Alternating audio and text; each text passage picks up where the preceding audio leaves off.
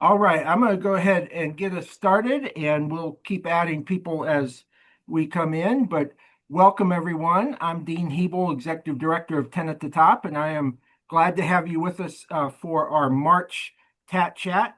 For those who are new to our TAT Chats, we began this virtual meeting back in April of 2020. Hard to believe that was almost 6 years ago at the start of COVID to provide opportunity to share information and resources across the upstate. And this has continued to be a great opportunity for us. It allows folks from all over the region to join us without anybody having to get in a car and spend 2 hours driving. So we're glad you're with us today for this TAT Chat. Before we start, I want to share a few things about what we have going on at 10 at the Top. It has been already a busy first 3 months, as I'm sure has been the case for most of you. We're glad that it's almost spring, although I'm not sure we could tell that too much from today. And I understand we're going to get some cold weather again at the beginning of next week, but at least we had 80 something yesterday, so that was nice. Um, but we have several events going on. I'm going to put in the chat here in a second a link to our events webpage, which has all the upcoming events we have going on, and you are welcome to browse that and to please register and join when you can. If you are new to the chat, or even if you have been on our chats before, please feel free to share your information in the chat and say hello to somebody. While we are virtual, it is still a way to connect and engage with other people. So we encourage you to do that throughout this hour. We have our last year we had a regional forum on homelessness and affordable housing in partnership with the Upstate Continuum of Care. And building on that work, we are hosting our first quarterly working session around regulatory barriers to housing affordability on Friday, March 27th. The topic for this specific working session is going to be alternative dwelling units. So if you have an interest, please feel free to check that out and register. Like I said, I'll put all of those links in the chat here in a minute. Our first signature event for 2026 is coming up in just over a month. On April 16th, we'll be hosting our Peak Young Professionals Summit at Milliken and Company headquarters in Spartanburg.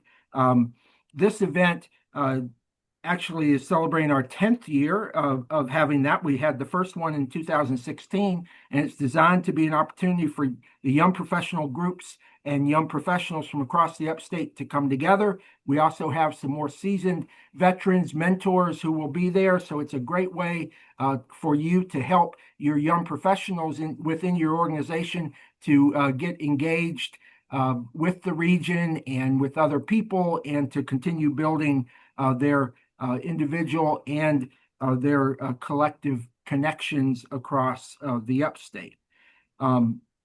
We are very fortunate to have generous and loyal funding partners. In 2025, we added 13 new funding partners, and we've already added 3 so far this year, including 2 long-term partners that have moved up to our leadership level. So we're excited to announce AFL and Pinnacle Partnerships have moved up to the leadership level for us this year. I will also be putting in the chat a list of all of our funding partners. So if you are not currently, your organization is not currently a funding partner, don't worry. We have room for 1 or 2 more, or more than that. So we would be glad to have you join. With that, it is now my pleasure to welcome a longtime friend and partner of 10 at the Top, Mary Hipp, who is the board chair of Feed and Seed. For those who don't know, and I'm sure Mary will talk a little bit about the history of Feed and Seed, but the idea that eventually became Feed and Seed came out of a series of food system workshops that we helped convene more than a decade ago, Mary, if you can believe that. And Feed and Seed is now such an important regional hub, and certainly in the last couple years with all the challenges with some of the funding around food insecurity and things around food capacity. I think having a regional hub like Feed and Seed has probably become even more critical for the region. So with that, Mary, I'll turn it over to you, and thank you for being with us today. Thank you for having me. And it has been 12 years since we started this journey. Wow. So I don't know how many of y'all know about Feed and Seed or what we do. So I'm going to give you a quick 10,000 foot overview. I'm seeing a lot of names of people I saw this past couple of days at the Nonprofit Summit here in Greenville. I appreciate y'all listening in.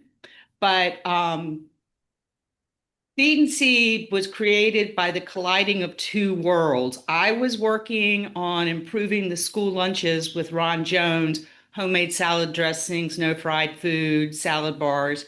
Mike McGurr was working with the round tables at 10 at the top. And the schools wanted more local product. And of course, farmers want to sell local. It's a lot easier and a lot less expensive.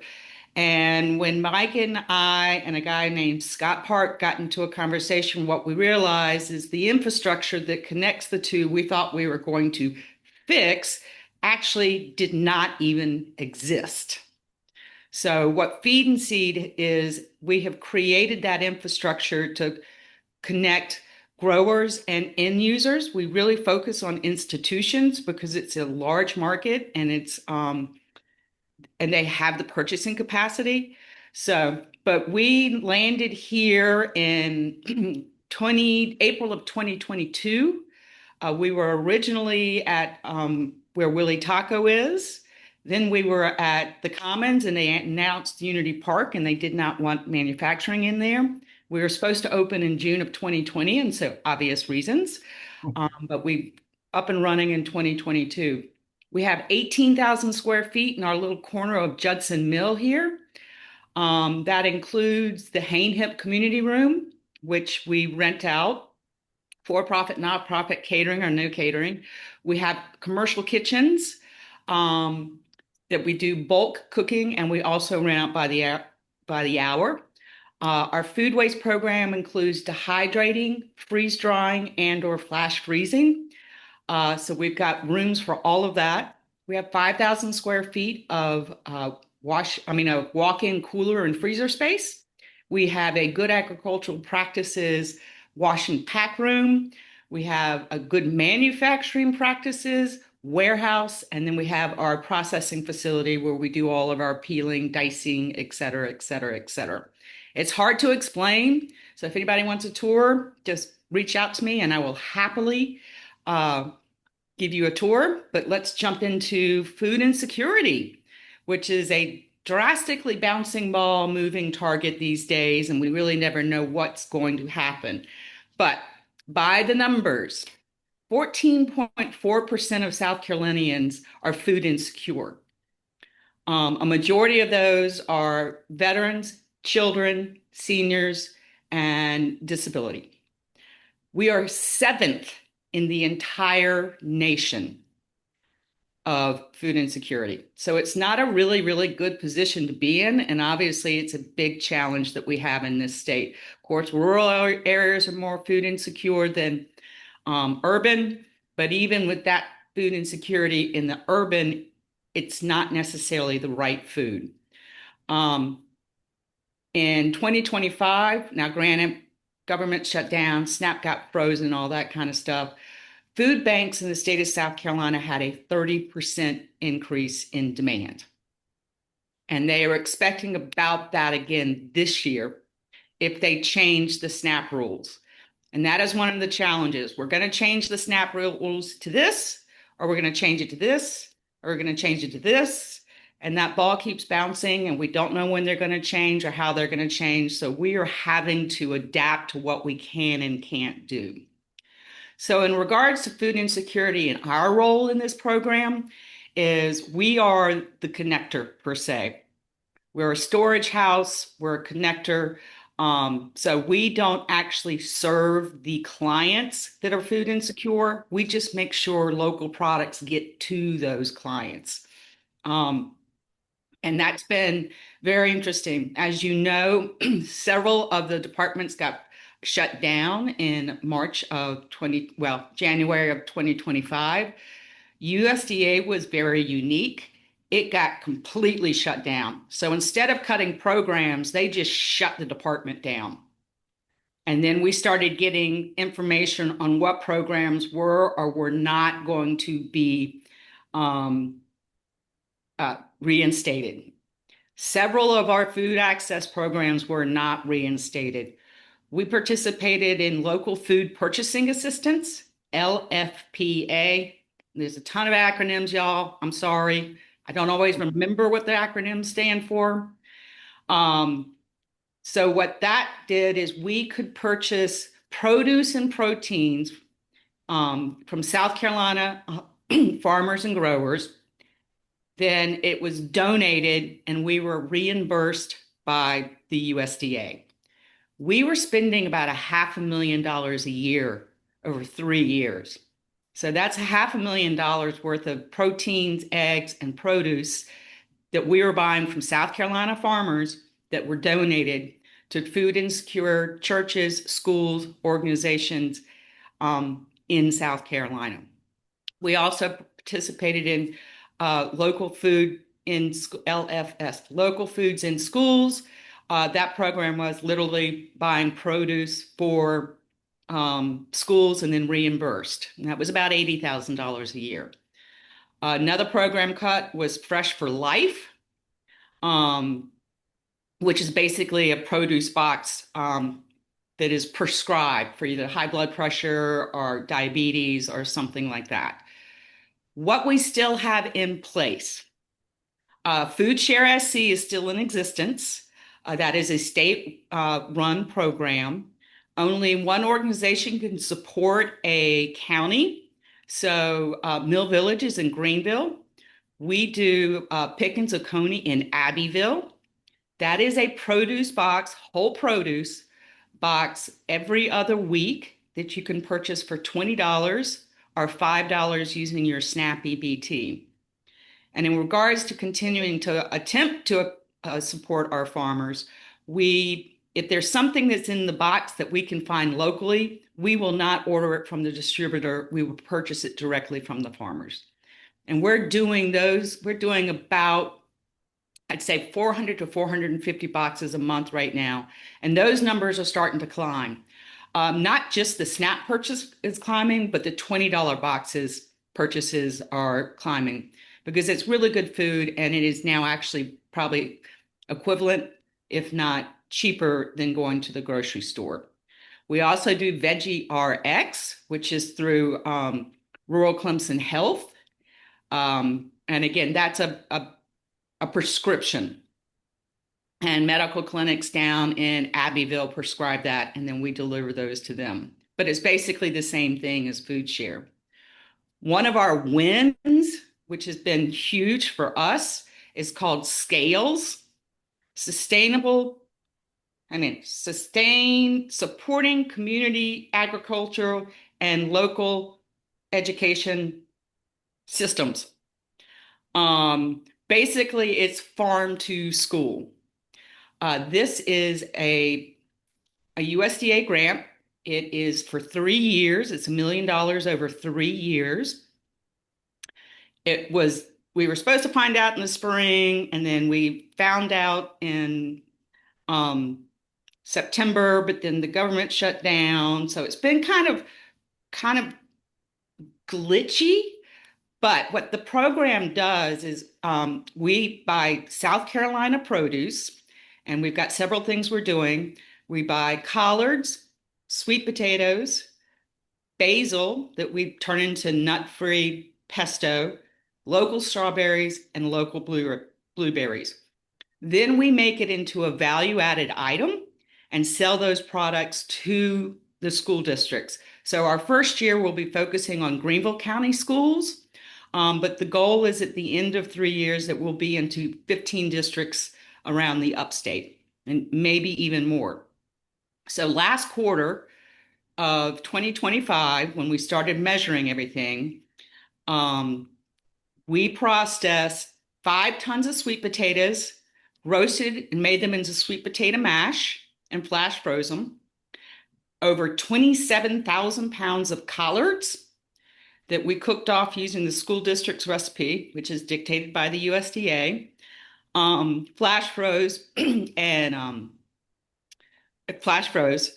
Then we made 573 pounds of nut-free pesto. So that's 940, and we spent $67,000 on local produce just in that quarter. So that 940 boxes on 14 pallets rolled out of our warehouse the second week of February, and Greenville County schools were being served collards and sweet potatoes on February 19th. And it was so much fun to see it all through social media. I have several friends who are teachers. They were texting me saying, I cannot believe these kids are eating these collards. But what this does is it supports the farmers who really need it right now, but it also takes all the labor off, or some of the labor off the food service staff. I mean, the reason the collards were never really good is they didn't have 4 hours to cook it before food service. So we cook it with South Carolina collards, and then all they have to do is heat and serve. So that has been one of our huge success stories. Where we're going to go with the LFPA, the food in schools, or anything, we do not have a real idea. So we are currently focusing all of our resources on the scales program.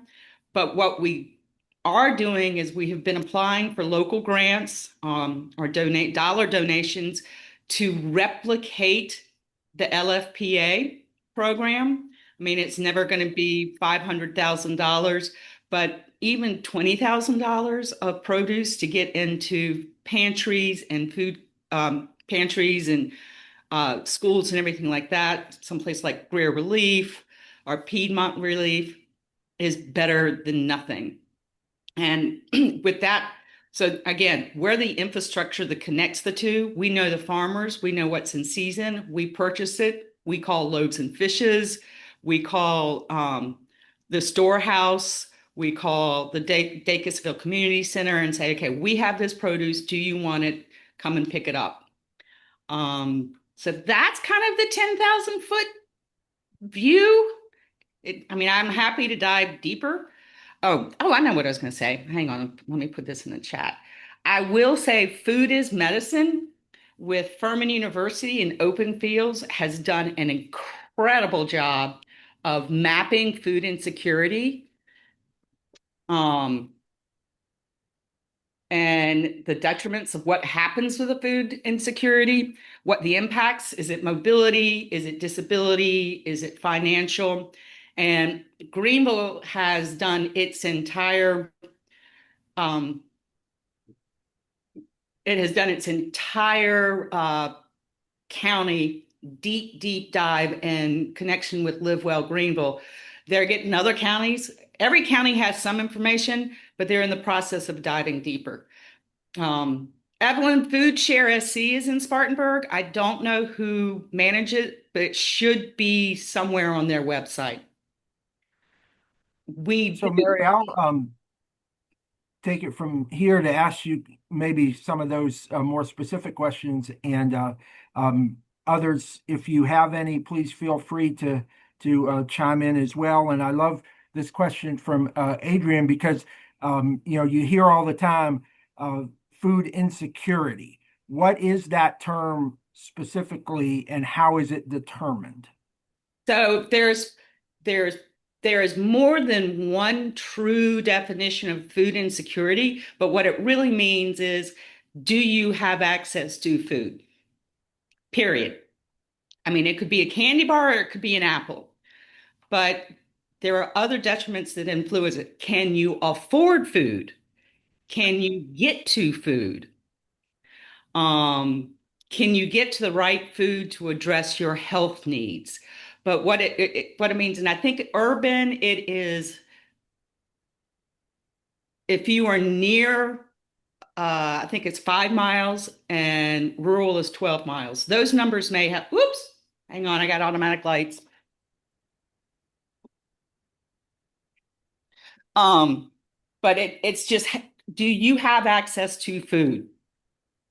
Does that And answer your question, Adrian? and how does that play into the concept of a food desert? So the food insecurity happens in food deserts, but food insecurity also happens when you are not in a food desert. Going back to the other impacts of things like mobility and all that kind of stuff, income, things like so. Food desert, you're going to be food insecure, but you can be food insecure and live next door to Bilo or a mile from Bilo. And if you can't get to Bilo or you can't afford it, that's also considered food insecure. So a food desert, as I understand it anecdotally, then is areas where there are not um, places that you can go buy food. And most Yes. specifically, isn't it also related to things like produce and things? I mean, you can have a convenience store and still be in a food desert if you don't have other products, right? So you will get arguments on both sides of that. Us would like to say, do you have access to a grocery store? Would be in a food desert. Um, yes, Brianna, there you go. Um, we struggle ethically with Dollar Generals and convenience stores and everything like considered being part of the solution. Right. Yeah, it's a tough question because, at least they have product. So if you live close to a Dollar General, at least you can get access to some foods, especially if you have some of the other challenges you talked about, mobility and things. But at the same time, they don't necessarily offer the types of foods that people specifically would want or need to be healthy, I guess is part of that challenge. Norma Jean has put into the chat the statement around food insecurity screening. So thank you, folks can read that as well. I want to talk, Mary, little bit, get a little deeper into kind of the why and the then how. I know when a dozen years ago we were first talking about all this. The concept was you have all the farmers in the area who are trying to grow their capacity to help them and sustain and their business and to make money. And their challenges were twofold. One, in some cases, was the production side, and then secondly was actually getting the product to the end users, whether that be restaurants or school programs or whatever. And that was kind of the idea then of creating the food hub and feed and seed was you guys help with that production or with the processing side. And then from the processing side, you help with then the connection into into the end users. How is the health of farmers in the upstate today compared to a decade ago? So I would say, well, especially with this farm to school program, that is going to change because we have to buy South Carolina grown products. So we can't sneak over into North Carolina and get North Carolina collards. They have to come from South Carolina collards. So we're in the process, and then we also have the strawberries and the blueberries coming up in the late spring, early summer. So we'll flip what we're doing. Um, so we're in the process of contracting with local farmers, guaranteeing that we will buy what they grow, what we ask for. So that's been a huge impact. So some of the challenges our farmers had 10, 12 years ago certification, good agricultural practice certification that is required to be in an institutional or commercial market. Um, that is a food safety traceability program. It's also a federal program. So the running joke is you could be hanging out talking to your farmer in your Clemson hat and then put your USD hat on to do your GAP certification and the shotgun comes out. Same dude. Um, we are GAP certified, so we take over that responsibility. Now, we still do encourage farmers to get GAP certified. They're basically already doing it, but they just don't like the federal government telling them um, what to do. So that has been a huge impact. And the interesting thing in the 10 years it took to get this thing off the ground is how the whole concept of what was needed and what was wanted to what we thought 10 years ago to what has actually happened. The nut-free pesto is a perfect example. We had a farmer call us up right after Hurricane Helene. His sole purchaser was Ingalls, and their entire warehouse was flooded. And he's like, I have 600 pounds of basil. What am I going to do? We're like, okay, we'll buy it. And we circled up with Ron Jones at Greenville County Schools. He had a nut-free pesto. We did that.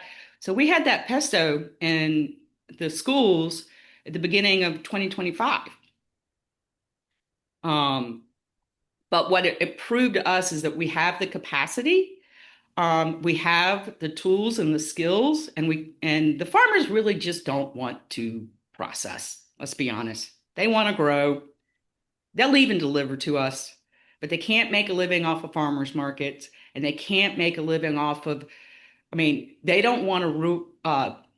Most of them don't want to run their own wholesale, so we do all the wholesale. And a question here about, do you pay a market value or a reduced price? No, we pay market value. That's one of the reasons why we um, are a nonprofit because we didn't want to penny pinch our farmers. Um, a couple other questions or comments in here. I like this from Jonah about the term food swamp, which I've never heard, but a place where there are food options, but they're not necessarily healthy. So that is an interesting And take Jonah, on I that. just started hearing about this recently, and I completely forgot about that. I agree. Yes, ma'am. I've heard it about two or three times now, and it just has really caught my attention. We're in Anderson County. I'm with Live Healthy Anderson County, and we've kind of started using that term because some of our external regions, such as Belton, are more of deserts, whereas Anderson proper is a little bit more of like what we're talking about now. So, Yeah, anyways, just wanted to add that little food for thought. Thank you, guys. I'm gonna. Thank you, Jonah. And Carrie, will you come on and tell us a little bit about the agribility program that you have put in the chat? Absolutely. So agribility is we work with Clemson Extension to help farmers that either have acquired a disability or they've had a health condition for a long time and now working their land is in danger. They might not be able to keep doing what it is that they're doing. So we can connect them with assistive technology and support to make sure that they can keep their land and keep working that. And so it's a great program. We also go out and do an assessment to see what we can help with. And of course, being people with disabilities and able, we can see the barriers that they're facing and kind of give them more one-on-one attention and conversation. Perfect. Thank you, Carrie. Um, Mary, another question Evelyn had as it relates to local community gardens. Do you guys have any involvement with that, or how do they work in kind of the food insecurity component? So, feed and seed does not do. We're not the farmers. We are the middleman.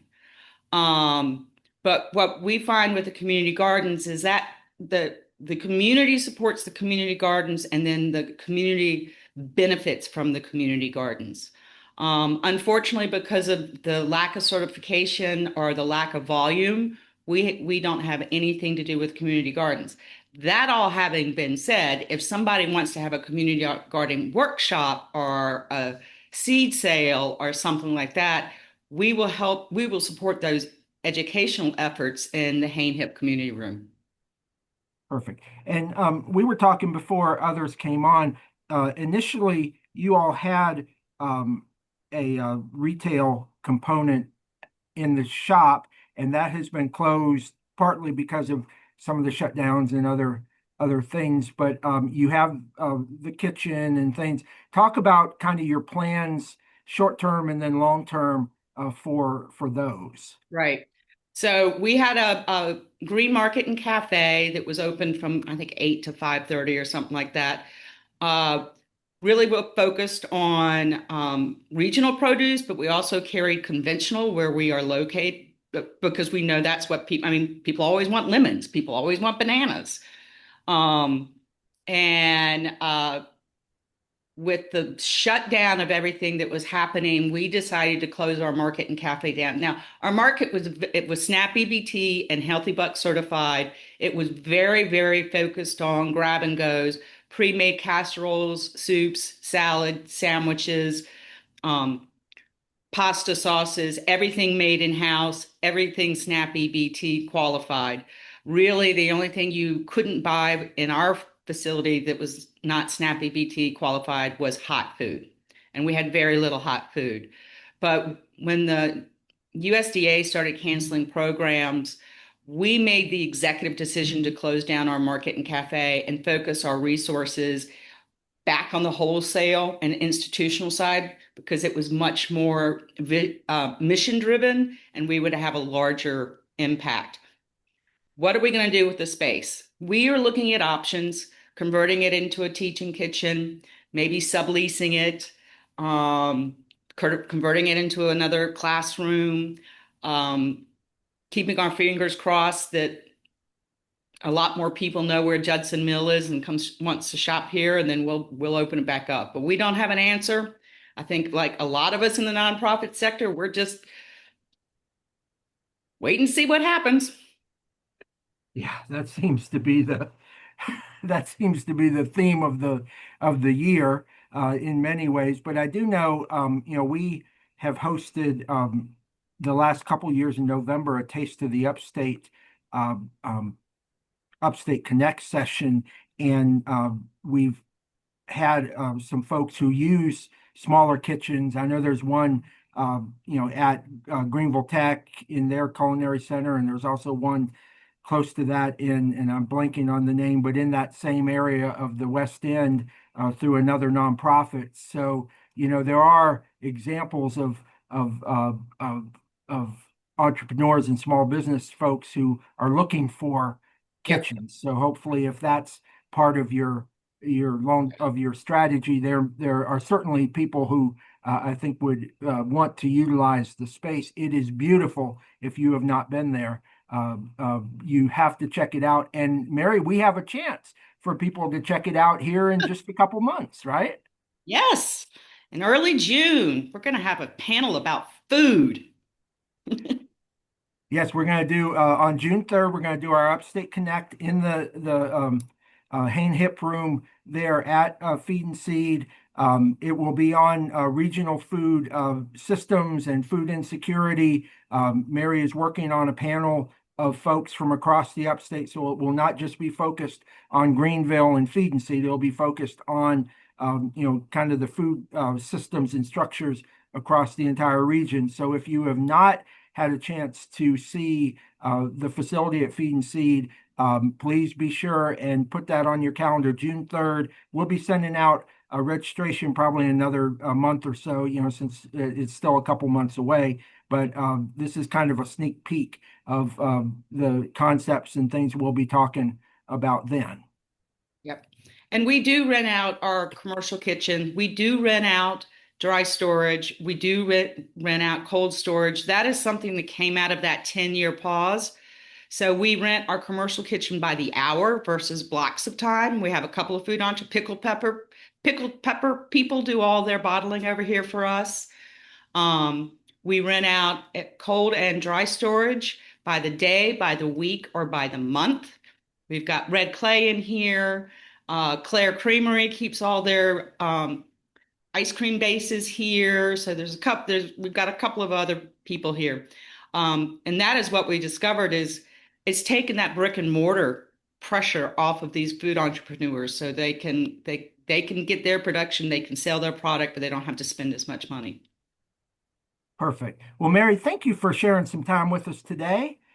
Um, I look forward to being able to show off your great space here in a couple months. And Mary has put her contact information in the chat. So if anyone wants to reach out directly, if you have any questions or want to connect with initiative you're engaged with, please feel free to reach out directly to Mary. I'm here and I appreciate y'all giving me your ears. Great.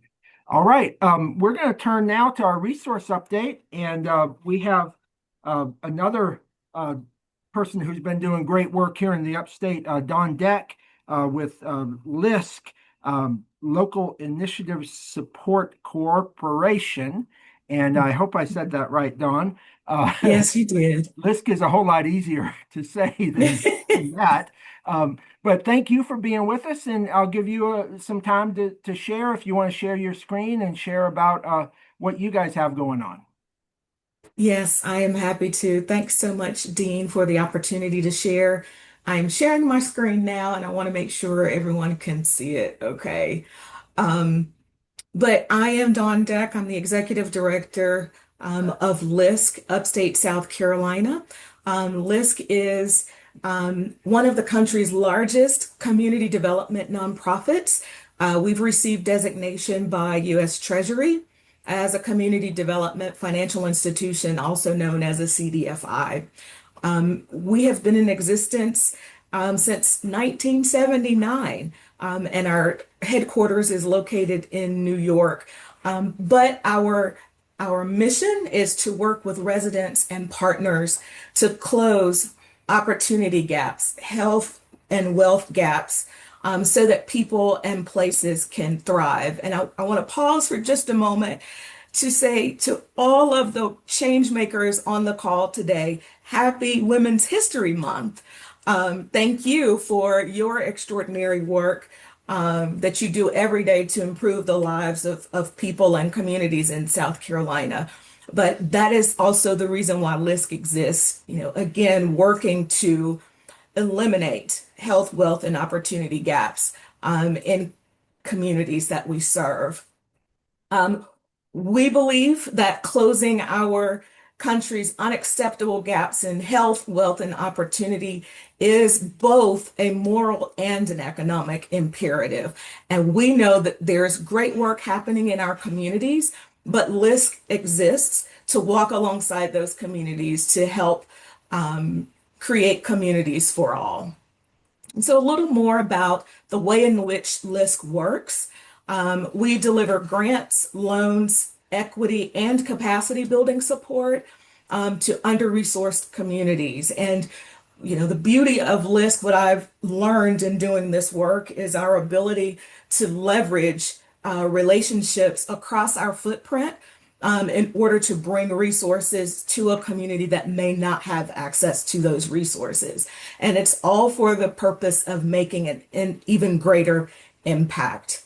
LISC is our national organization, but we have a network of 34 local offices. We have a rural program that specifically focuses on 2,200 rural partners across the nation. We also offer fund management and tax credit syndications through our affiliates, Broad Street, which focuses on new market tax credits, LISC Fund Management, which focuses on our off-balance sheet lending programs, and then the National Equity Fund, which is the LIHTC syndicate. LISC has 10 program areas that are all focused around building community well-being. And I wanted to highlight the map again so that you can see our 34 offices. I think the unique thing about the office here in South Carolina is you'll notice that the majority of our footprint is focused on one particular city. However, in South Carolina, we are regional focused, and that's why we are known as LISC Upstate South Carolina. And we primarily focus on Greenville, Spartanburg, and Anderson counties. However, we are not limited in where we can do our work. So again, LISC has been in existence for 45 years. We have invested over $35 billion across our national footprint, which has leveraged an additional 93 billion. These investments have resulted in 83 million square feet of commercial, retail, community space, including schools, and then over 530,000 homes. Again, we have 10 program lanes. Our approach to community development is comprehensive, and you can see each one of the lanes that provide support to each of our local offices. And again, our work with LISC is demand-based. We do not come into a community and dictate what that community needs.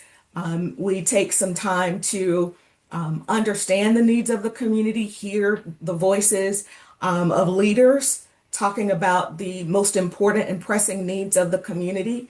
And we're able to draw on expertise from each of these program lanes. Just want to highlight some of the work in the upstate. Our 34 offices are a bit unique.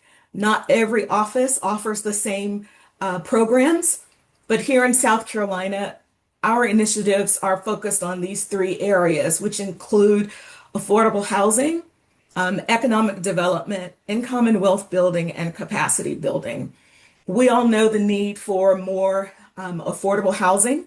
I personally don't believe we can build our way out of the shortage in housing that we're experiencing. So I think there needs to be an intentional focus on both housing creation, but also preservation. And so our lending products and our grants help support both the creation and preservation of housing.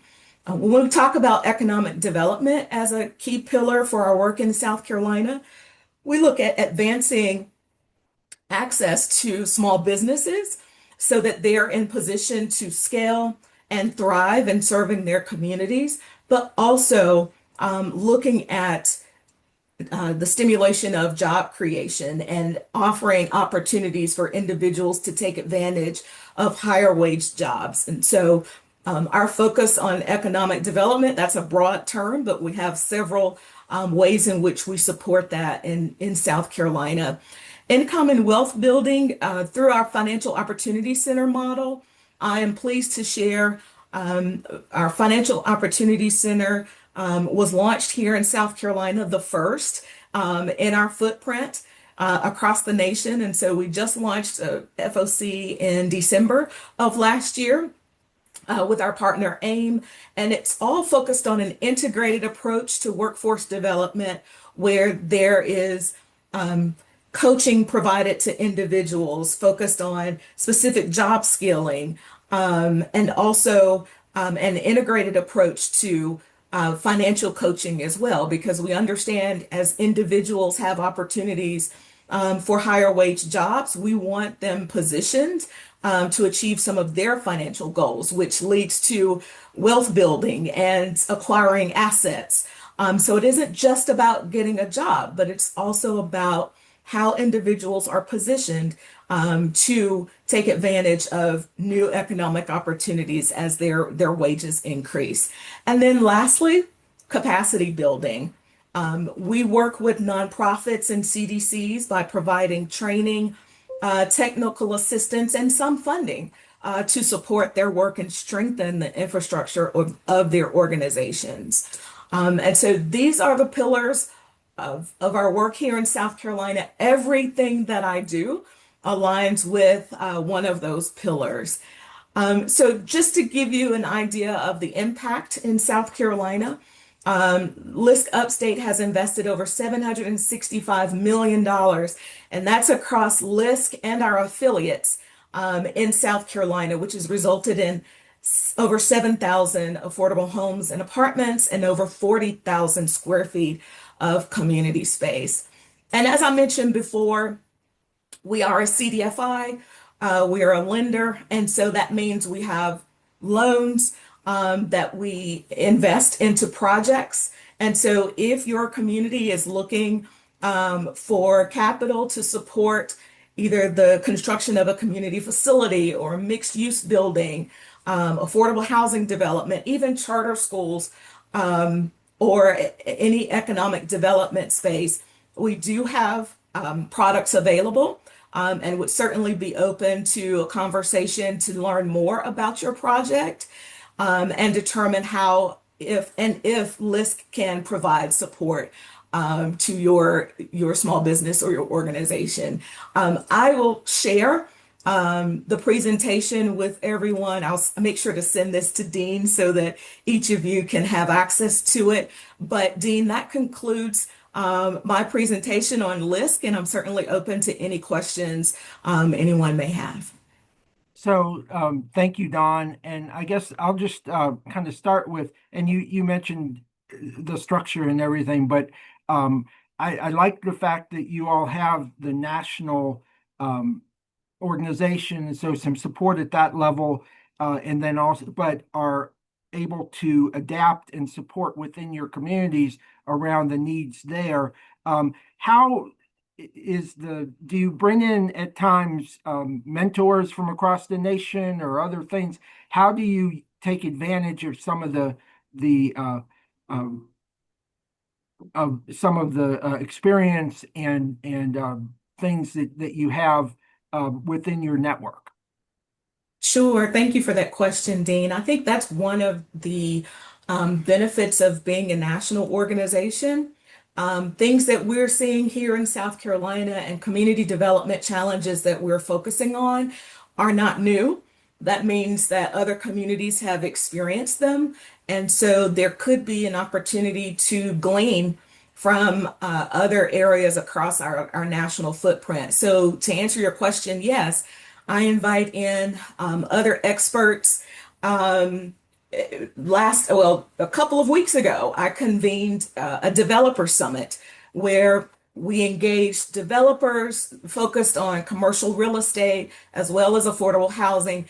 And in the room, we pulled together some investors and developers and those working in philanthropy and municipal leaders. We pulled them all together in a room to talk about what it looks like to advance access to capital for development. But as a keynote for that meeting, we invited major actor and now developer Malik Yoba to the conversation. And he was actually here in South Carolina, where the attendees at that event had an opportunity to hear more about his experience as a developer, not only in New York, but he has developments across the nation. So they were able to glean from his experience, hear about some of his challenges and some of his wins, to help inform those developers that are here in South Carolina. So again, yes, I heavily lean on the experts that are in other areas of our footprint to bring those resources here into South Carolina and make them available to our partners. I think that's a great benefit for the region.